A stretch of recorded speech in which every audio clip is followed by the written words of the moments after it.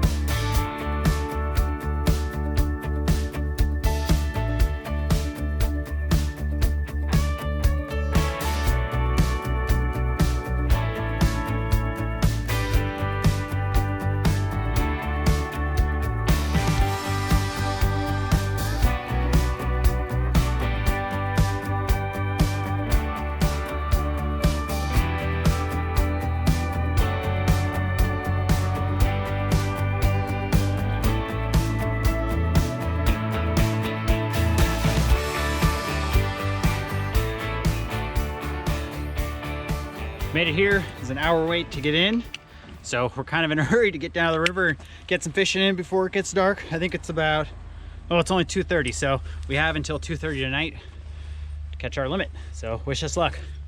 Last time we came, we were fortunate enough to catch our limit for one day, and we stayed until the next day, but didn't catch quite as many fish that next day. So I don't know today if we are gonna actually stay until 2 o'clock. I guess we'll go see how it goes the first day and if we're able to catch our limit today.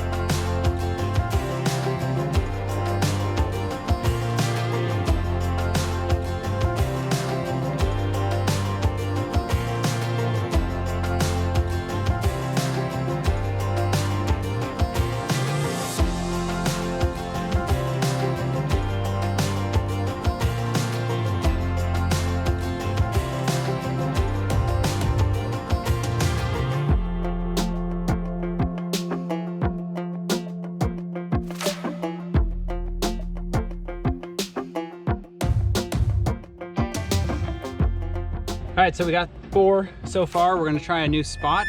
Either way, we're not going home empty-handed. And I went swimming, but last time that happened about 10 times. So I bought 3 pairs of clothes to change into.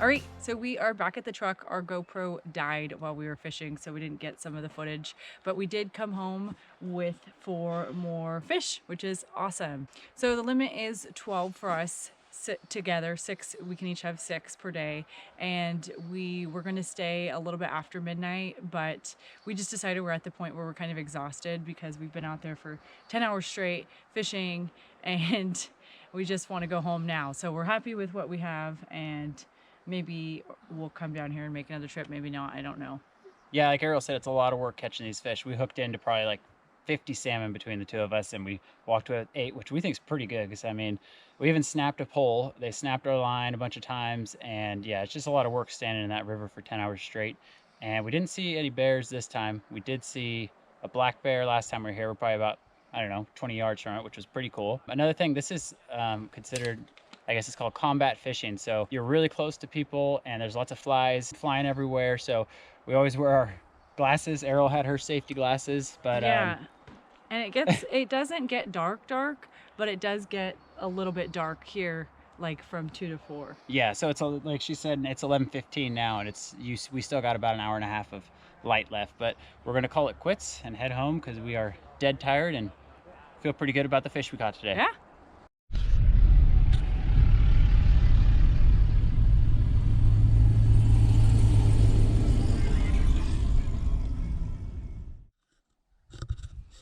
All right, so we are back at our house, and it took us a little while to recover from yesterday's trip. We got back probably around 4 a.m. Eric already went ahead and processed the fish, and we decided it would be fun to cook dinner tonight outside. It's about 10 o'clock right now, and you can tell the sun is not even close to going down. But I have to go ahead and get some ingredients from the garden first.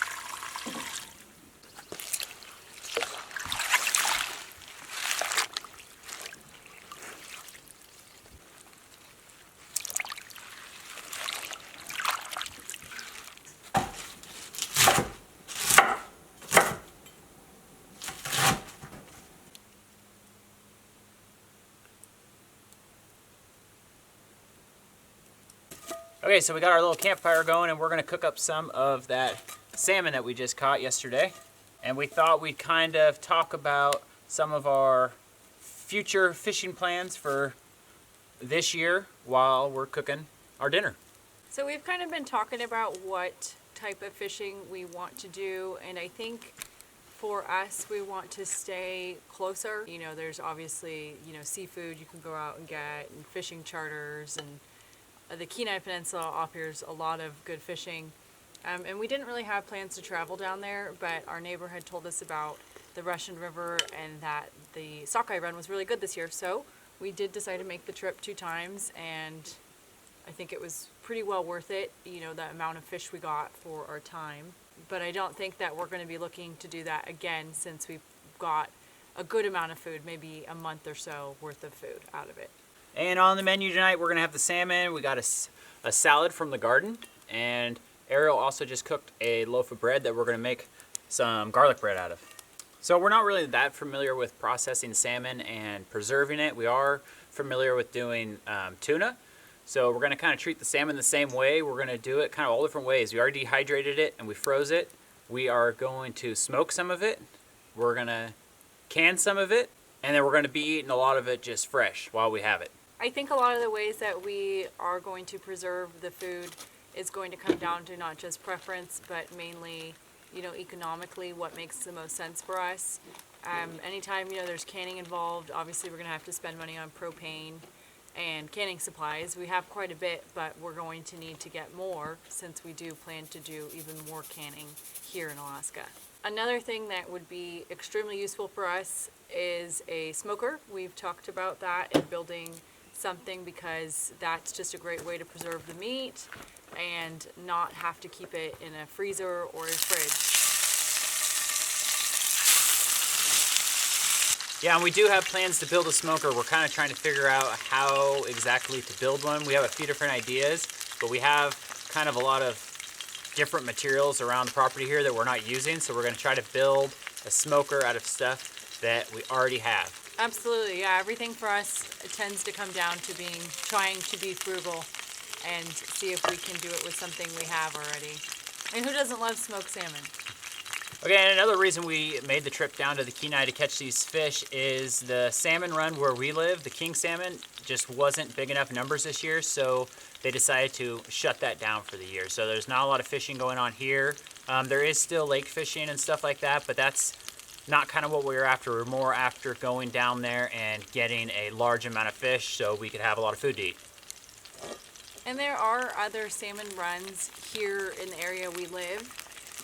Obviously, we haven't yet to fish those. I think that happens more in July, and then it continues into the fall with the silver salmon. And we do hopefully plan to get quite a bit of fish for us and for the dogs, and for over winter, since we don't know if we will be able to get a moose or not this fall. But at the same time, we want to spend the summer working really hard to get all that food put away for the winter, but we want to also enjoy it. So going out on the boat and just lake fishing and swimming, that's also, improves the quality of our life. In our last video, it might seem kind of weird what we do with the fish, and we kind of go really out of our way, it seems, to feed our animals with it. But our dogs have been raised on a raw food diet, so they're used to it. And when we don't have raw food for them, their dog kibble up here in Alaska is extremely expensive, and they're big dogs and they go through it fast. So that's kind of the reason why we use the whole entire animal. If we can't eat it, usually the dogs or the cats will eat it. And really, there are so many different ways you can use or purpose an animal like that, from the blood to the carcass, the bones, the organs. All of that really is useful. I know if you leave it for if you just put it back in the river, the bears will get it or something else will eat it, which is awesome too. But for us, it really goes a long way, and it means a lot to our critters. So we've been trying to cook this fish kind of different ways and see which way we prefer. And I think my favorite way to cook it so far is I've been using coconut oil, and I'll put quite a bit in here.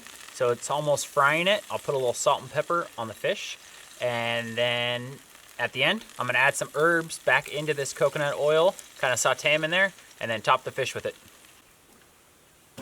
We just finished getting this garlic bread ready. I'm gonna go ahead and bring it over to Eric so we can get it on the grill. When we left our previous place, we left our garden behind. You know, we left a lot of that hard work behind, the fruit trees, and we did hunt and fish, and we had animals that we raised, and we did basically kind of like decide to change our lives and leave that behind. And when we moved up here, we've been having a blast, but we didn't have those resources anymore, and I think we realized how fortunate we were.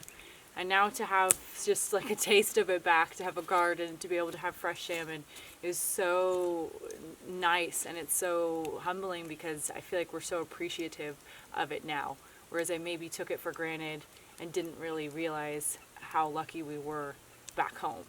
And it seems like most everything that we do kind of revolves around getting food for us and preserving it, keeping it, and it's more like you can't really just do that. You have to kind of like want to do it. You have to really like be into it. So it's almost like just a lifestyle. We just really enjoy doing it and going out, and I don't know, I guess that's just kind of like what we do. Yeah, we both have been drawn to vegetables from a younger age, I feel like, or young adulthood, I will say. When we moved out together, we originally started or bought into a CSA, which is short for Community Supported Agriculture. It's just basically where you go to a farm and you pick up food. It's really awesome. If you have one in your area, I would definitely recommend it if you can't grow your own food. But that kind of got us into cooking and eating vegetables. And then when we moved to Oregon, we started, hunting, foraging, raising our own animals, and started to become very passionate about that.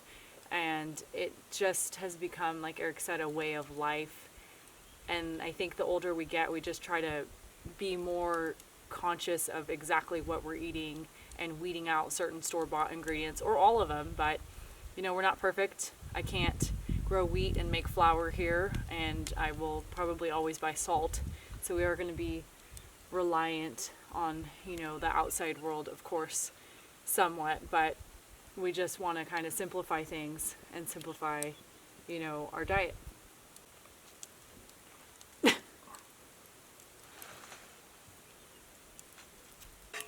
Okay, our food is all done. We're gonna go ahead and eat. Thanks for watching.